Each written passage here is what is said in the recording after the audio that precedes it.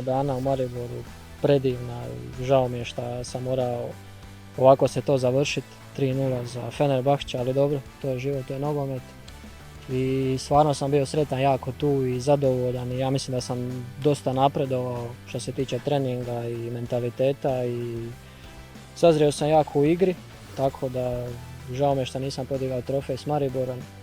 Imao sam priliku, ali dobro, šta je tu je, idemo dalje.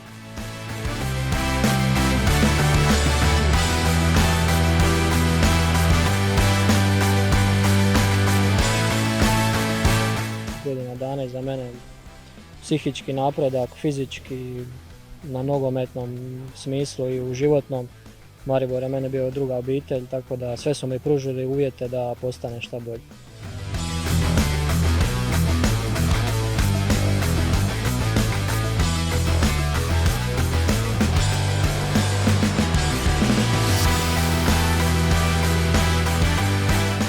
Najveći klub u Grčkoj, za mene je to velik iskorak u mojoj karijeri, ali evo, dogodilo se prije nego što sam ja očekivao, tako da, ali dobro, moram se prilagoditi na to i trebam ići step by step, kako se kaže, i pokazati opet sebe u najboljem svjetlu.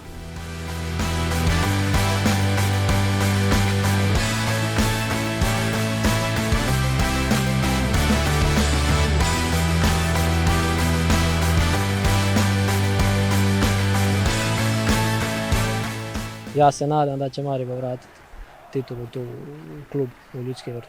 Enkrat viola, vedno viola.